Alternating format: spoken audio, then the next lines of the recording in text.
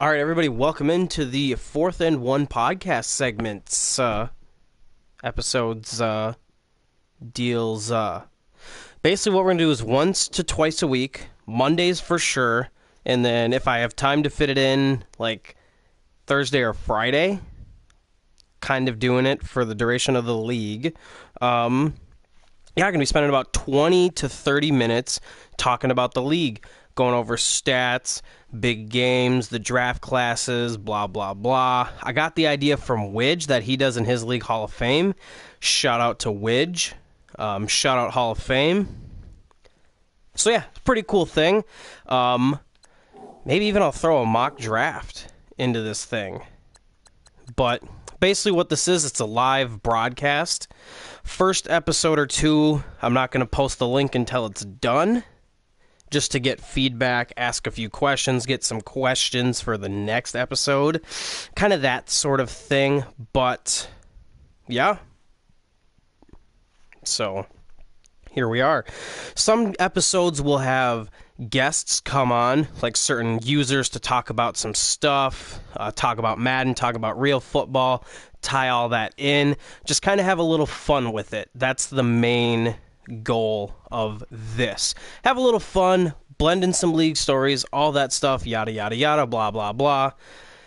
If you want to be interviewed or even help me make this and come on and be like a regular contributor, we'll work out a time, get her going, and have some fun with it. Basically, here we go. Here's nothing, right? Gonna talk real quick about the league standings. Just kind of taking a look where things are right now. In the AFC, got a few undefeated teams. Texans at 3-0, Browns 2-0, Chiefs and Patriots at 2-0. One of the key things about a good start, specifically in this league, is that those first 4 to 5 weeks matter so much, because if you coast out to that good start in, say, any Madden league in general, but specifically this league, that when you have a couple slip-ups towards the end of the year, you're already so far ahead. So say the Texans here at 3-0 have a significant advantage over, say, the 1-1 Raiders if they're fighting for a wild card spot. Weezy can afford a slip-up or two because he's already 3 wins ahead, 2 wins ahead. So just taking a kind of quick look at the AFC, Chiefs division winners last year, probably not much going to change from there. Patriots division winners, Jets are pushing. Jets are the Super Bowl champs, so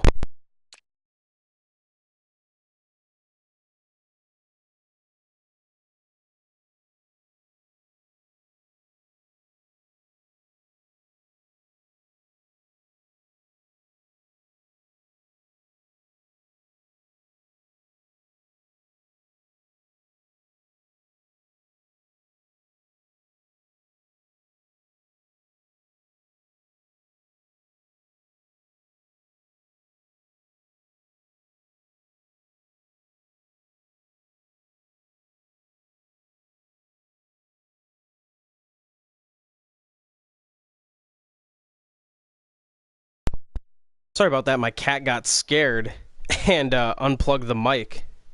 So, yeah. Back to the AFC. Chiefs should win their division. Patriots most likely will. Texans looking strong over the Jaguars right now. Browns looking good in that division. Bengals at 1-1, maybe. They lost their sim, so who knows if, user-wise, one of those two will get the playoffs, the other will get the 5th seed, and then the Jets should probably get that 5th, 6th seed. Otherwise, Patriots will. Basically, division winner and one from the AFC will go, and maybe Texans and the Jags. There's some good competition for that 6th seed in the AFC. Going to the NFC now. Eagles top their division. Packers, Falcons, Cardinals, Boys, all 2-0. So Vikings have a new user. Ravens switch to the Vikings. Seahawks surprisingly at 0-2. Just check any quick AFC surprises. Steelers, Broncos, Raiders surprising at a positive record. Yeah. What'll most likely happen, Falcons will take the 1 seed, Cowboys will get the 2, Eagles the 5, Cardinals the 3. Maybe Packers get that 4 seed, and then, Saints will win a wild card as well. So, that's kind of what things are looking at right now. Touching on really quick, just, talk about some of the top offenses and defenses right now. Hey, Will Redding leading the league in touchdowns. That's pretty impressive. Right now, where we're at, offensively, Colts, they've played a few extra games, Colts and Texans, so I'll kind of throw them out right now. Rams, Falcons, Raiders, Chiefs, Browns, some pretty interesting guys in the top there, especially when you look at passing. Rams leading out of all the teams that have played 2 games. So that's... Cam Newton's really helped them with their statistical passing numbers, but not so much on the win-loss columns yet. Raiders as well. That rushing, Vikings with only 2 games having 341 yards rushing. That's incredible. That's almost 200 yards a game. Cowboys at 300. Dolphins 300. Eagles up there. Saints up there. Chargers up there. Basically if you're averaging... if you're averaging, Jaguars right here, that's about 125 a game-ish. That's a really solid number moving forward. And, you look at the really bad teams. Cardinals undefeated with the worst rushing attack right now in football. Rams pretty one-dimensional. Jets one-dimensional. You got some one-dimensional teams here. And, that'll obviously change. Jets, I know, were in a blowout loss. Or not really a blowout loss, but just struggling to move the ball week 1 against the Cowboys. So... Here and there, if you struggle the first, you struggle one game, your numbers are kind of inflated or deflated. So, worst passing teams, Washington, Detroit's not too solid, 49ers struggling, Dolphins struggling. No one's necessarily awful at passing, but you're not having, it's more people are towards the middle. Redskins and 49ers are both averaging under 10 points a game. Patriots averaging 48.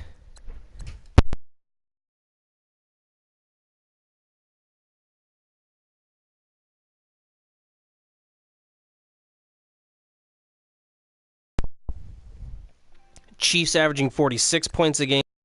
Eagles 41. So, got some pretty high and low winners. We got some teams, quite a bit of teams with 0 rushing touchdowns. Got some with 5, the Eagles with 5, pretty balanced. First downs wise, Colts Texans numbers are inflated.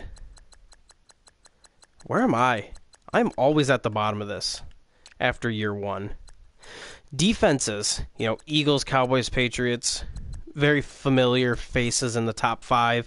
Packers and Seahawks. Seahawks having the 5th best defense, but 0-2.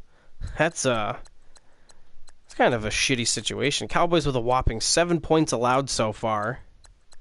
By far one of the top teams. Ravens in 2 games have allowed 82. Top sack leaders, played more games. Chiefs, Packers, etc. Cardinals, Bears up there. Wow. 5 fumble recoveries for the Jags and 10 interceptions for the Texans.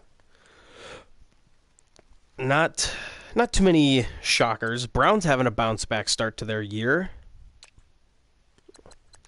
3rd down conversions, Packers, Eagles, Colts. Those are among the top, 4th down conversion team or 3rd down conversion teams.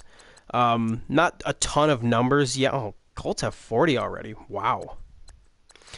Not a ton. Everyone's sitting around that 20 to 30 range for the most part. 15 to 28 is your top range, really. Red zone efficiency. Got a lot of teams here in the hundreds. Not a ton of red zone trips yet. So, a lot of these numbers will get more accurate to how the team's going to reflect after, a couple more weeks. Some, team Steelers with 1 penalty for no yards. That's impressive. Dolphins leading the league with 12 for 100. So, turnover margin. Browns at that +7. The worst will be Ravens at -8. got some teams kind of hanging around here. You can kind of look. All these guys that are negative. 0 wins, 0, 0, 1, 0, 1, 0, 0, 1, 0, 1, and then 2 wins, no losses. That's me.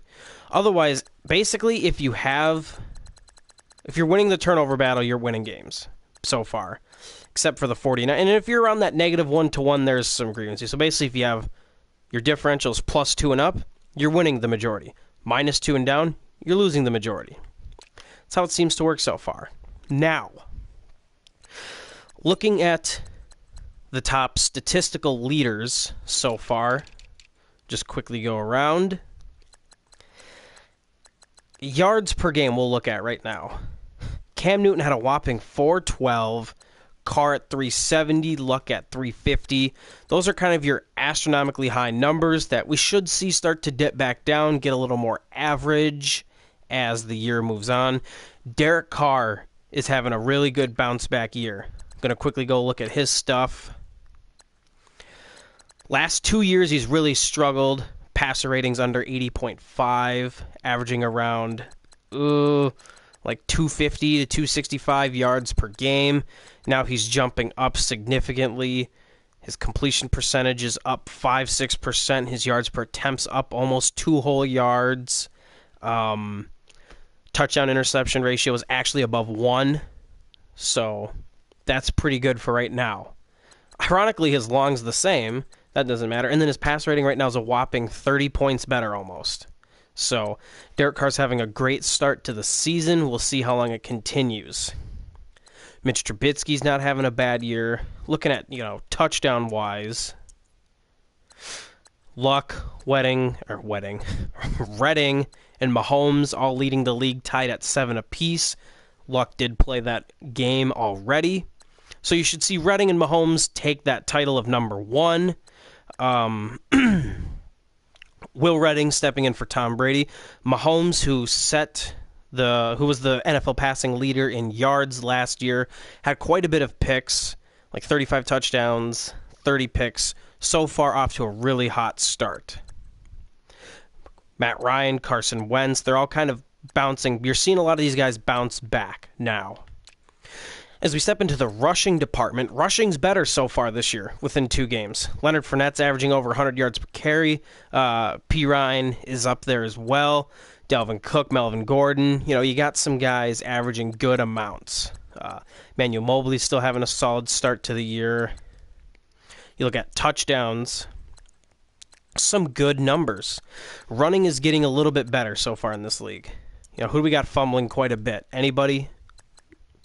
Tevin Coleman's got 2 fumbles, as does Murray.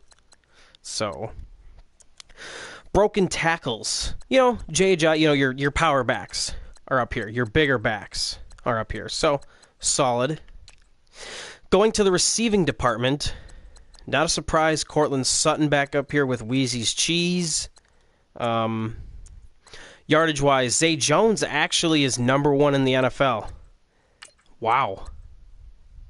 In a trade from Buffalo at the end of last season, Zay Jones has already amassed his rookie season production and is close to already passing last year's production. So, Zay Jones is somewhat taking the league by storm.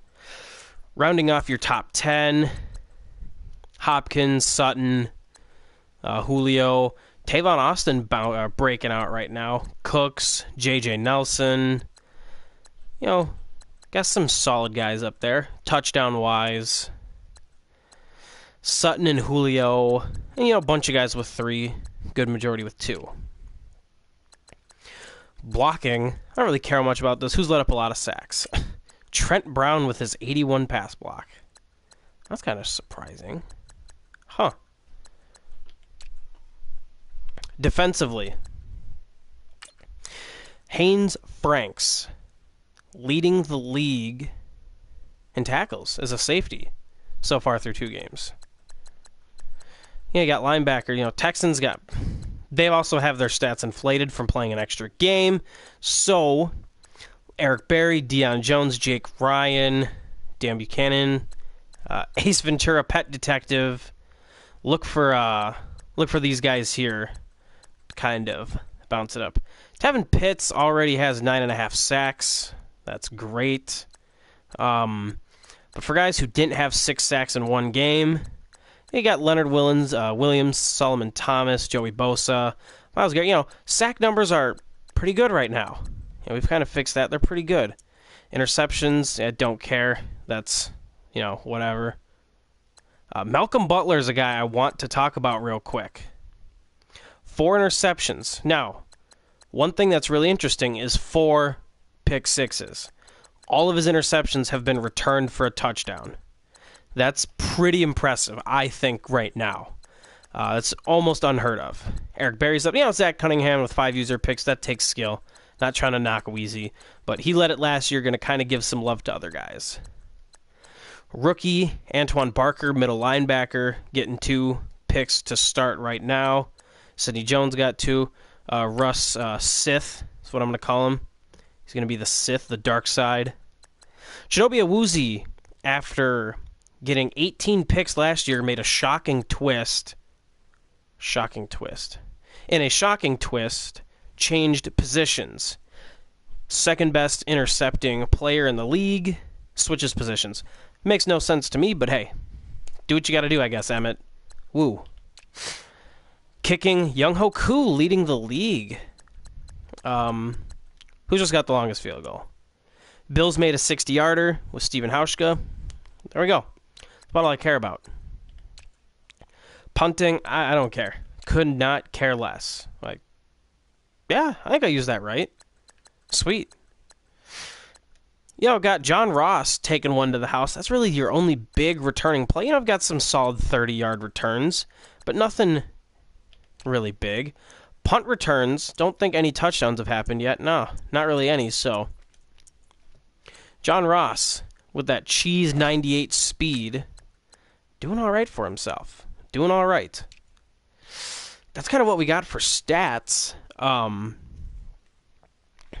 look kind of to the draft class. Scouted a little bit of them, but this is gonna... Draft looks very similar to last year's class in certain positions. So, again, this isn't unfair. I don't care. I don't set my draft board. You can know who I've scouted. Okay, quarterbacks. Again, only 1 first-round quarterback so far. Look for one, if not both of these mobile guys to move up or down from the second-round spot. Basically, there's going to be 1, maybe 2 guys. There's going to be a late-round quarterback from Ashley Campbell, Spencer Lonnie, Jason Timmerman, Kenny Brake, Bradford Christie. What a weird name. And then Joseph Treader. One of them is going to be superstar dev, quick dev, with a lower overall. So you're going to find 2 quarterbacks to build around in this draft, most likely. Maybe 3. You know, if one of these guys is good, one of the second rounds, and then a 7th or 5th round dude. So my guess is it's actually going to probably be one of these 2, and then one of these 3. They're not going to have 2 or 3 mobile quarterbacks be good. I rarely see that. Running backs, you're going to get Montgomery, and you're going to get Parker Okung, who is going to be a power back, but it's actually going to have some speed to him. So he's going to be a pretty hot commodity. I'm just going to tell you right now, Javonte Gilmore, don't draft him. He's going to be terrible. All Minnesota draft players are garbage. Just what I've run into. Scout every single one of them. They're all bad. And even if they say green, attributes look fine, combine scores look fine, they're bad. So don't take them. Got quite a bit of 1 cutbacks.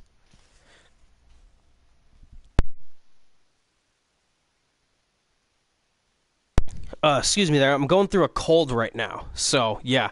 That's why you see some pauses here. Nick, you know, you got quite a bit of 1 cuts and speeds. You don't have too many power backs. Which is nice because in Madden, power backs are broken because they're slow. And you have 1 power back and you don't see a ton of power backs anyways. You got 1 big power back coming out. He's going to be fast. He's going to be good. Fullbacks, you got some decent ones. 1 or 2 of these guys are going to be like an 85 overall, and the other is going to be like a 68, and the other is going to be like a 73. So, draft-wise, we have 5 first-round wide receivers. and probably all but one of them are going to be solid players. You got Eric Roman, 6'3", 201, 22 years old. He's going to have the size on the perimeter. He's going to probably have that speed if you want to play him in the slot or outside. Antoine Grant, 6'1", 206, 24 years old, but he's going to come in with great catching ability. So he's going to be that really good number 2 type of guy. Jarman Chaney. Yeah, this is going to be fun pronouncing these names. 6'2", 210, 22 years old, going to have good catching abilities. He could be a really good number 1. For your speedy dudes, that was my cat bumping my finger. Heath Dawson from Wisconsin. He's going to be your short, quick slot guy, down the field with his speed, 23 years old. Then you got the Wisconsin duo here. 22 years old, you got tiny slot speedy receivers. Then you got a bunch of second-round picks. You got 4 of them, none of which will be good because we know Madden. Then you got a good amount of number 3-round pick, third-round picks, none of which will be good either. But once you start getting down here, 4th rounds, you got some guys. Lindsey Beckham's your first true big, 6'6", 240 at 21 years old. If we're in season 1 off season, this might be a really big thing to look at because you could develop them. Now that we're only going to have 2, 3, this season plus 2 more, maybe a third if we're lucky. I don't know how far this could get. Probably not going to have time to develop him. So a lot of these project guys aren't going to be huge. But be that as it may, you got a lot of big targets going late round. Tight ends, you only got one. Long Porter from Stanford, 22, 6'5", 260. He's going to be pretty solid, as will Zach. Oh, God. Archambault. Some shit like that. He's huge, 6'7", almost 270, 24 years old. He's going to probably end up being the best tight end in the draft. Guys that are that big, he's going to have like a B-plus spec, B catch, B-minus catch in traffic. And then he's going to have like the top 340, top 3 vert, top 5 strength. And he's going to have all that good traits. Don't have a lot of blocking tight ends. You only have 2 or 3 of them, so that's good. You'll have some decent options at tight ends if you need one. Now, along the offensive line, you have a few decent first-round starters. And you got 4 total tackles. All of them are big. They're 6'5", 6'7", 6'6", all pushing 300. So they're all pretty big. And you got some really good, you got depth. This is going to be a very good tackle draft class. Looking at interior linemen, you got basically 2 guys that are going to be true first. Now, you're going to get, these centers are going to be good. So you're going to have probably 4, 5, 6, maybe 7 interior linemen drafted in those first 2 rounds that I'm thinking right now. Specifically with how Madden rates their linemen, especially centers.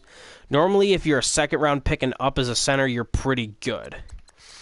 This guy's going to probably be really good as well, as will one of these. There's always a few good late round linemen, which that'll even push up the number. So there's going to probably be 10 linemen drafted in the first 2 rounds, I'm thinking right now. Going to defense, you got some solid defensive line guys. And a lot of them can be 4-3 ends or 3-4 outside linebackers. You got Desmond Poole, 23 years old, 6'5", 260. Fuck if I know. Kelly, 6'5", 270.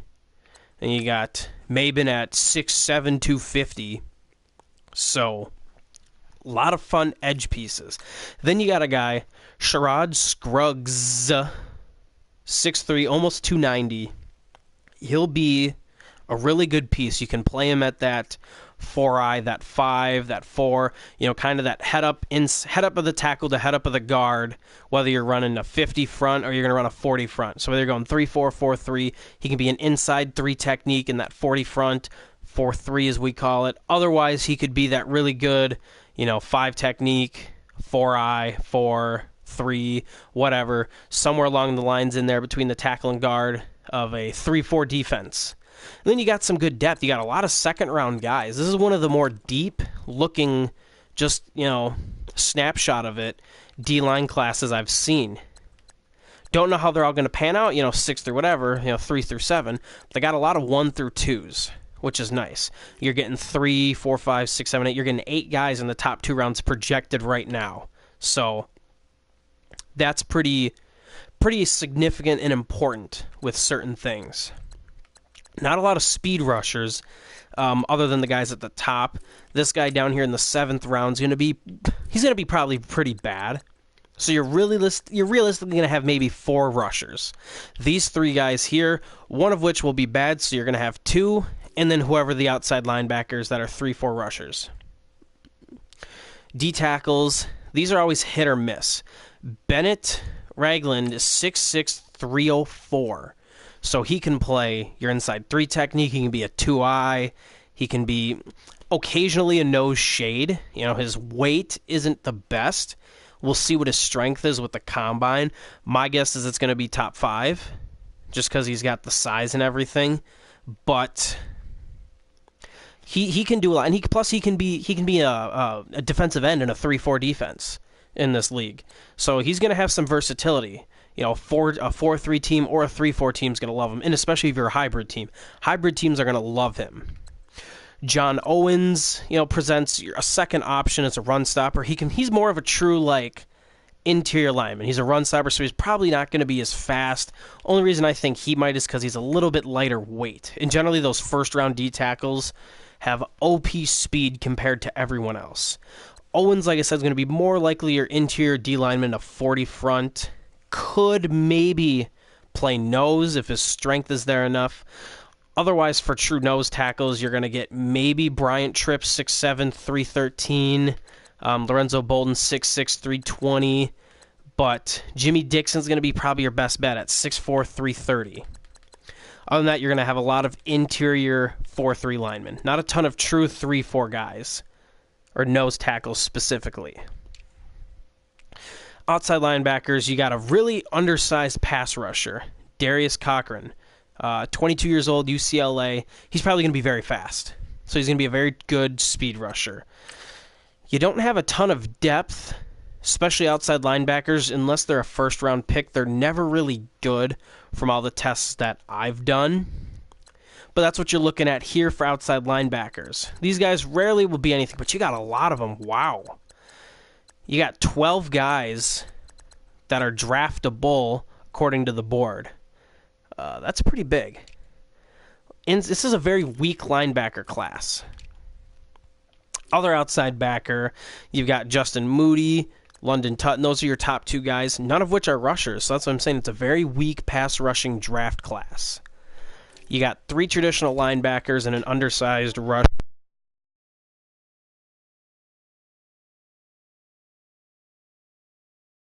Basically, you look at 3 linebackers, 1 undersized backer. That's what you're about at for these. Who knows if one of these guys might be a late round star.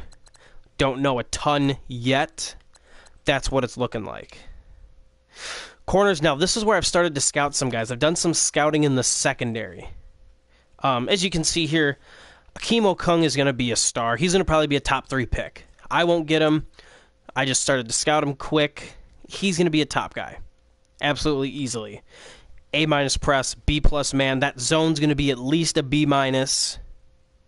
So, same with Douglas Payne. We're going to kind of go through these guys. Jimmy Jefferson is a prototype corner. He could be the number 1 pick of this draft if they don't need a quarterback. 6'4", 210 is a corner. 22 years old, so he's going to get higher XP boosts. And he's a prototype, so he's going to be top 5 in speed, top 10 in acceleration and agility. And he's going to be able to jump out of this world. Even if he has like a B- man, a B- press, in a C zone, he's going to be up there just how big and fast he's going to be. He's a corner the size of a receiver. He's a Richard Sherman if Richard Sherman had Julio Jones' speed, basically, coming out of college. Another one, Fisher Green, 6'3", 215. Another big physical prototype corner. These 2 guys could really go. These are big corners. Another one, 6'1", 210. That's 22. You got Akeem Okung, he's 23, but he's 6'1", 200. And he's going to be the best pure cover corner coming out of the draft. Douglas Payne is going to be 5'11", 182. He might be Maybe not. I don't know. It's tough. He might be a better overall cover corner in terms of his coverage ratings, but Okun's going to have the strength and press. Payne's going to be a little bit faster. Basically, though, very good year for corners. In depth, you got a lot of top 2-round depth. And you go here, big corner, 6'2", 6'1", 6'2", 6'2", 6'1", 6'1", 6'1", 6'2", 6'1", 6'1". Very physically capable corners size-wise. Safeties, not a ton. You got a first-round safety here who's probably going to be bad. That zone coverage is awful. 22 years old. Safeties aren't that good in Madden. So none of these safeties are going to probably amount to anything. Same with the guys over here. Alan Bordano may end up doing some just because he's got an okay zone. None of these guys are probably going to be worth taking in the top 25. These are the guys who are going to slide down to the playoff teams, who will get stolen by the playoff teams, spot for a year, start next year. Start in 2 years, basically. Sit their rookie year, play in their second year. Another Minnesota guy, don't draft him. Don't even bother scouting him. He's going to be awful. Promise you. If Lewis Huber comes out and he's a gem player, send me a picture of him. I will give any player you want +5 to any stat besides athletic stuff. Serious. He's not going to be good at all. Promise you. Really quick, you got 3 kickers. This will probably change because I think kickers and punters go away. And you got a couple of punters. Holy cow. 6'5". Wow. That's some big punters. This guy could go straight up and play an outside backer for you if you really needed him to. That's kind of our draft class. Now, this is going to be a longer segment than majority of them just because I wanted to get the draft classes in here.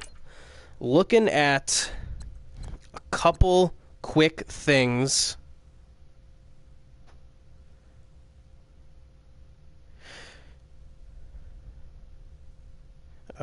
Just got some breaking information.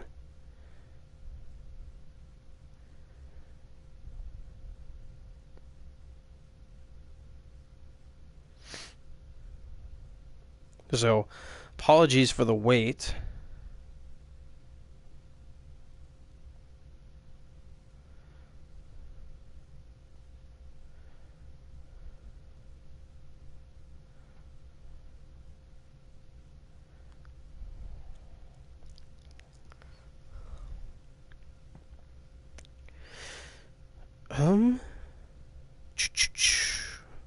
We'll give it another minute or two.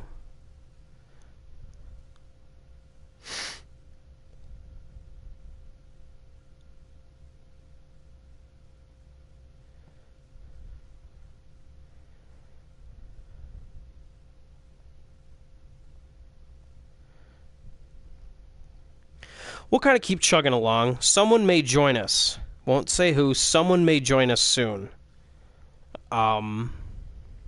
Yeah.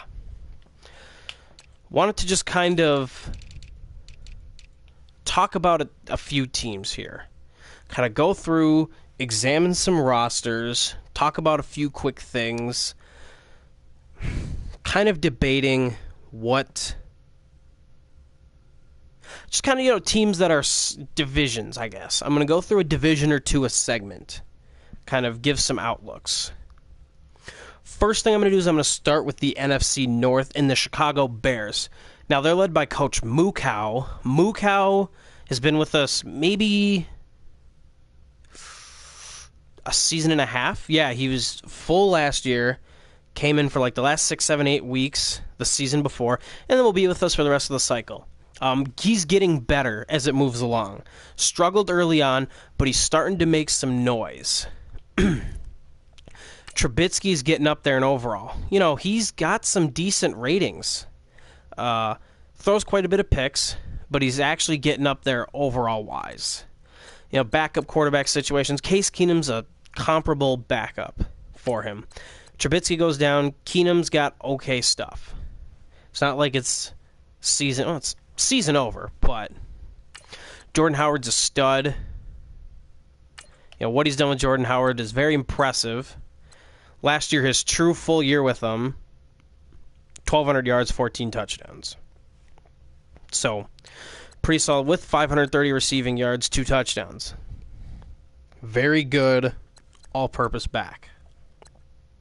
Tariq Cohen is a solid dude. Solid change of pace second back. Last year we saw what we did with them. Almost 300 rushing yards, 4 touchdowns.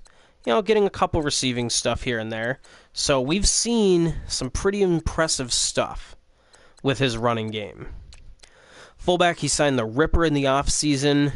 Cameron Meredith, not a bad option. He's developed his receivers fairly well. Tanner Livingston, his very first draft pick, a guy that I kind of told him to lean towards instead of another guy, has truly developed into a top player for him, which is nice. He did trade for Michael Crabtree. He's hanging around. Another good possession. He's got good offensive weapons. Adrian Kroom is the guy he signed. Has done some solid stuff with his receiving core in general. Very young. Very young. Signed Cameron Brate in the offseason. So now he's got Cameron Brate, big-bodied tight end, and Zach Miller, another big-bodied, good receiving tight end. Both of these guys here can do quite a bit. His offense is really good. He's got a lot of good offensive firepower. He's got a left tackle, Charles Leno. Don't know how much he plays him, really. I'll have to look at his other lineman quick. Not a good option, honestly. So, going to need to have some work here. Kyle Long is a serviceable starter. I mean, his run block's bad, but he's got a decent pass block. His awareness, strength, impact, speed. He's not a bad guard. That run block, if his run blocking was an 85, you're looking at a top, 15 guard in the league. Center Cody Whitehair, really good piece. 88 pass and run block. He's got that 90 awareness almost, so 89, which counts as double towards the rest of his O-line for picking up those, blitz protection stuff, sniffing out the blitzes, all that fun stuff. Really good. Josh Sitton, he's got a pretty solid O-line, so that's kind of where he's at right now. He's got good pieces on offense. And here Marcus Cannon, who I traded him, 90 strength, 87 pass and run, 86 awareness. He's got a really solid O-line. 90 overall, 88, 88, 82. And then this tackle, whether it's a 79 or he goes with one of these younger guys, he's got some stuff there. Eric Longton here, okay. Denver Kirkland, okay. Charles Leno, okay. He's got one weak point in his offensive line, which if you have 5 good guys and 1 weak point, your O-line's doing solid. 4 good guys, 1 weak point's better than 5 okay guys, in my opinion. Looking on the defensive side, Leonard Floyd turned into a solid athletic pass rusher. Needs to be re-signed this year, as does Jordan Howard. But got some really good traits. Got some good pieces. Pernell McPhee's older and more of a power rusher than a speed rusher, but he's got a pretty solid bookend tandem. 6'3", 270, 6'6". He's 240. He's undersized, a little bit under the 250 minimum, but he can play a 4-3 outside end. I'm okay. He's not going to be your 4-3 stand-up linebacker. Not at all. D-tackle, Akeem Hicks, Eddie Goldman. He plays a 4-3, so he's got a really good D-line with Leonard Floyd, Pernell McPhee, Hicks, and Goldman. So this Bears team has quite a bit of talent on it. Looking at the Bears, you got Kyle Emanuel, who he signed in free agency. Not an awful outside linebacker. His coverages are okay. That's why he kind of took him, is to upgrade his linebacking coverage course. Danny Trevathan's still a decent starter, still a good linebacker starting guy. Shea McClellan is the weak point of his front 7, but he's a serviceable player who's athletic and can cover somewhat decently. Now, secondary is where it's kind of difficult for the Bears so far. If Ross Cockrell's your number 1 corner, you're kind of shit out of luck. 75 man. He's got the 90 speed. He's athletic, but he just really isn't the greatest cover corner. Neither is Prince Amukamara, Kyle Fuller, Marcus Cooper. All these guys are guys who can't match up physically. His best true coverage rating corner is Prince Amukamara, and that's not good. Adrian Amos is a good, solid safety, but that's one dude. Strong safety is a guy he's working up who's getting better. So, give this Bears team some credit. He's built a really nice roster. Really nice roster. Blair Walsh, Paladano, whatever. He's built a nice roster, and then look into the offseason. He's got a first, a second, 2/3, 4th, 5th, 6th, 7th. He's got a couple extra picks. He's got an extra pick to work with.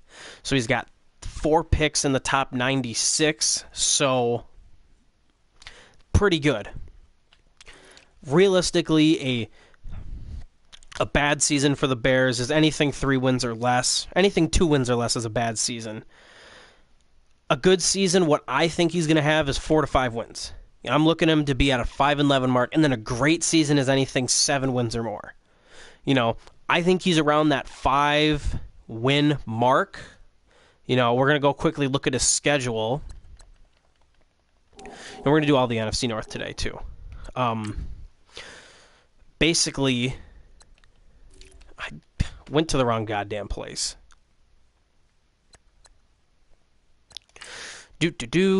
So, normally during this live interaction, people would be asking me questions, doing all that. It won't be as long. We're at almost 42 minutes right now. I'll kind of leave sections of where stuff's going to go. Beat the Broncos in an upset. Eagles, he's probably going to lose. So I'll just tally up his wins. Redskins, he should get a win. Chargers, most likely going to hold a loss. Same with the Chiefs and Lions. So he's going to probably go those first 7 weeks 2-5, which isn't necessarily bad. Especially when he's played some good teams in there. Into the bye, the Packers, maybe give him a win to one of the Packers games. Give him a win versus the Vikings the second time because they took a new user. Lost to the Giants, lost to the Cowboys, Lions, Packers, Raiders, Panthers, Rams maybe get a win. So I got him right now at 5-11, 4-12. 5 wins is a good progression. Going from 3-13 to 5-11, it's the small steps that, really matter.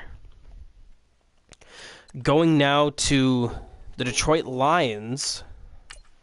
I just wanted to look into his stuff, basically.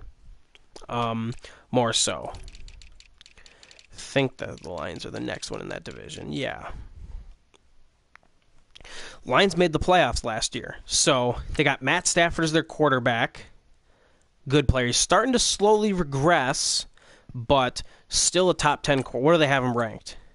If you go to the skills. Number 9. So he's a top 9 quarterback. Bryce Petty's his backup. If Stafford goes down, he's screwed. Running backs are okay. You don't need a great running back. He's got running backs who do okay things. Theo Riddick's a good receiving back, as is Amir Abdullah. He's got some versatile running backs. Matt Jones is a good power back.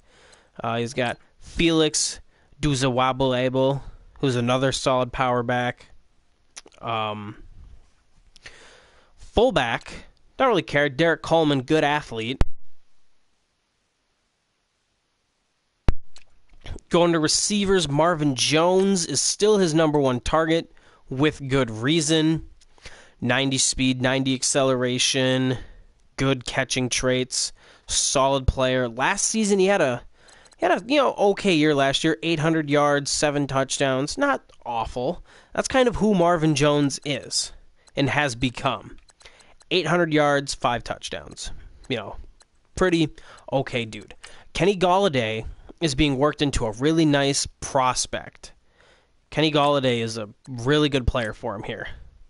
Kenny Golladay has 600 yards, 3 touchdowns, so he's working him up along the way. Adam Humphries is his slot guy. Then got Rodney Adams and Chester Rogers. Guys you don't really want to see the field. He's thin. If Marvin Jones goes down, he's kind of thin with his options. Did bring back Eric Ebron, who is a true star in this league. Great receiving tight end. Not a good blocker, but a great receiver. Not really much depth. O-line, Taylor Decker's a star left tackle. He's in your top 5. Oh, he's actually ranked 11th. Wow. 89 overall. Doug Nestor, solid guard, really good. Below average center, but quick development. Weak, but still okay. TJ Lang's a really good guard.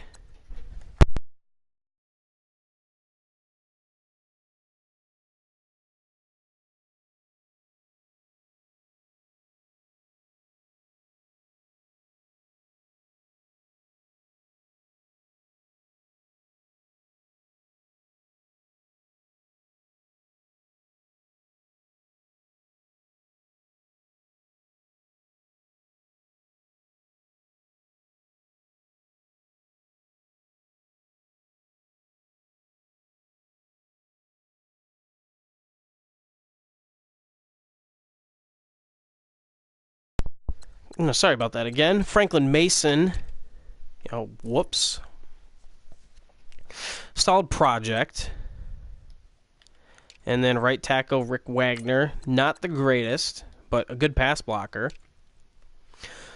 Kerry Hyder Jr. is one of his starting ends. Not really good at anything. He's got a good overall for whatever reason. He's got good finesse moves, but not really great at anything other than finesse moves. Ezekiel Ansah, slowly progressing that block shed and run stuffing end. Chris Baker, Akeem Spence, Ashawn Robinson, they got a solid rotation up the middle. Stephon Anthony gives them an athletic, nice linebacker, big, solid dude. Gerard Adams had a really good rookie season. Really, he's a solid player. Absolutely. Kind of missing a linebacker over here. Missing one. Needs one more dude. Darius Slay's an elite corner. He's top 10 in the league. 92 man. What has he got? 92 zone. 87 press. Fast. So, really good player. Nevin Lawson has progressed into another solid player for him as well. Tease Tabor, he's got some decent corners. Safeties, I think Brian Poole's a starter, as he should be. Glover Quinn. They probably rotate. He's got 3 good safeties, 3 solid starters. Matt Bryant, Sam Martin, and then he's got one of everything for his picks. So, Lions, I'd say, bad year for them is anything under 8 wins. Good year is 9 to 10. Great year is anything over 11 wins. I expect him to be 10-6. That's what I think they should be at, 10-6, winning the division. Going to the Packers, old 4th and 1 member who rejoined us, and that's about it. Missed the playoffs last year, so he's hoping to bounce back. Aaron Rodgers is quarterback. Aaron Rodgers is Aaron Rodgers. Going in here, he's kind of lacking at running back. He let, what's his name? Montgomery walk in free agency, so he's left with Aaron Jones and Jamal Williams. Cooper Hoffman was a guy from my practice squad who I chose the more receiving fullback than the true blocking fullback. He picked him up, solid player. Devontae Adams and Morris Mosley are his top targets now. He let Cobb and Nelson walk. And then he's got Price. So he doesn't have a ton of depth. His receivers aren't great. He's got one elite top one. Bennett is just getting slow and garbage at this point in his career. Swearing Jenkins adds a nice athletic guy. David Bakhtiari is still a top 10 left tackle. What is he, top 5? He's the 3rd best left tackle. And he's got a 95 pass block. So Bakhtiari is a really good player. You got Lane Taylor is meh, but he's a good pass blocker. Corey Lindsley's a solid player. He's got quick dev, I believe. Yep, strong, decent blocking, good awareness. You got O'Day, Abushi, it's okay. Brian Bulaga is getting older, but he's got a really good pass block and awareness. So, overall, he's got a good pass blocking O-line, which, you're the Packers, you shouldn't be running a ton, to be completely honest. They run a 4-3. We got Preston Smith, who's an okay edge player, more of a run-setting defensive edge player. Finesse and block sheds are pretty low.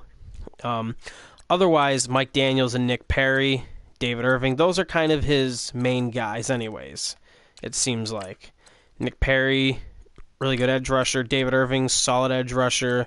And then Mike Daniels, if he runs a true 4-3, he should be a D tackle. Huh.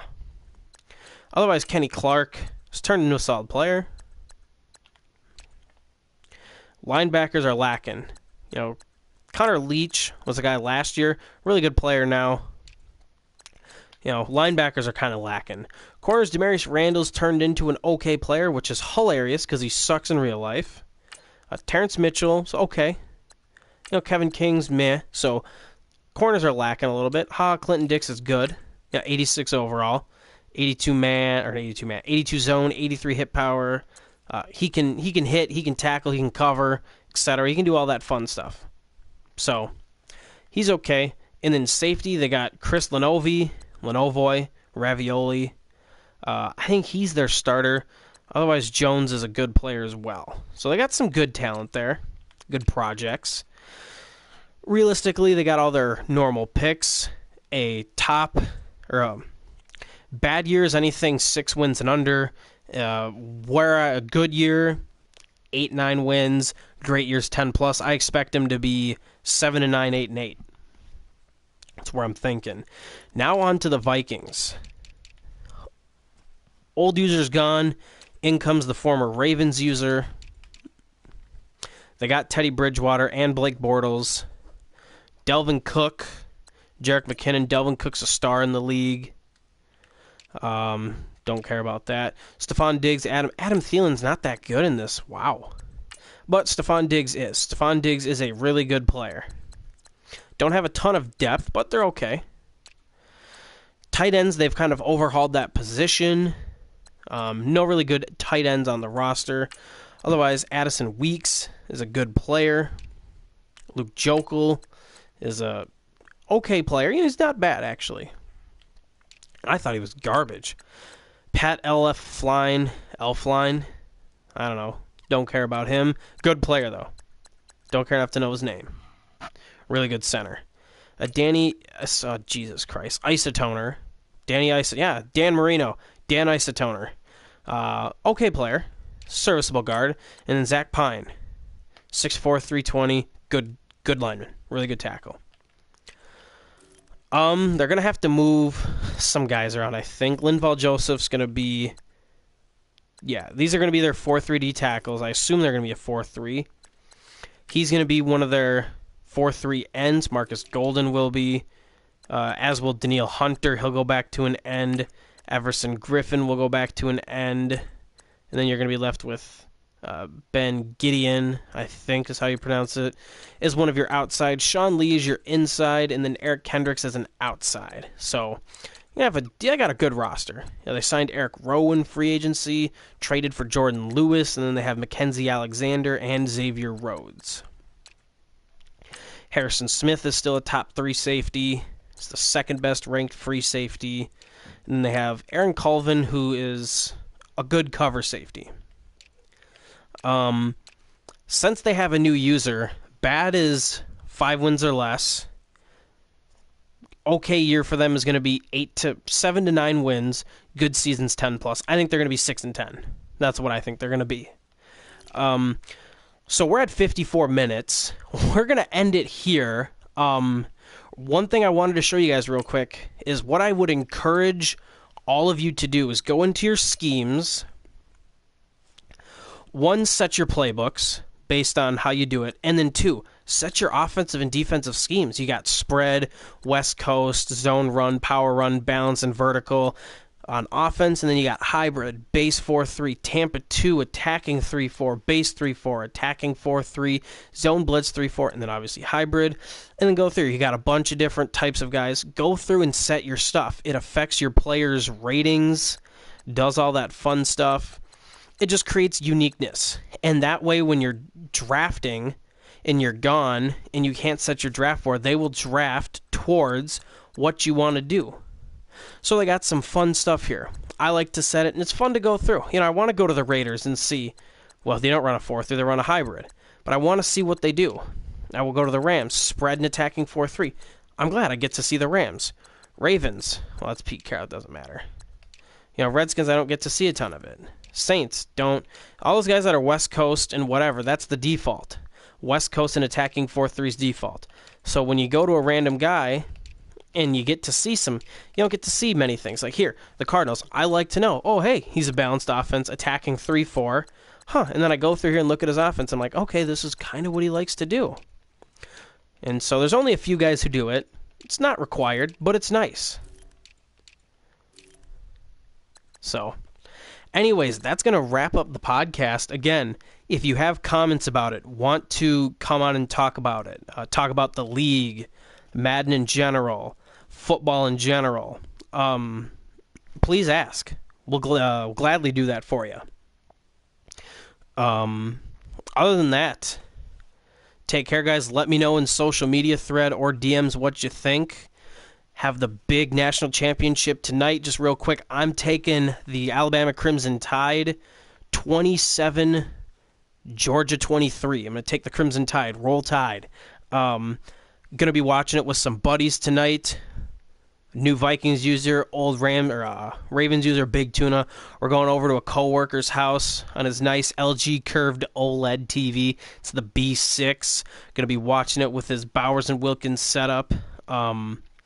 Hoping for a great game. He's a huge Dogs fan. Dogs, Falcons, everything down there. I'm going to be rooting for Georgia, but I think Bama's going to win.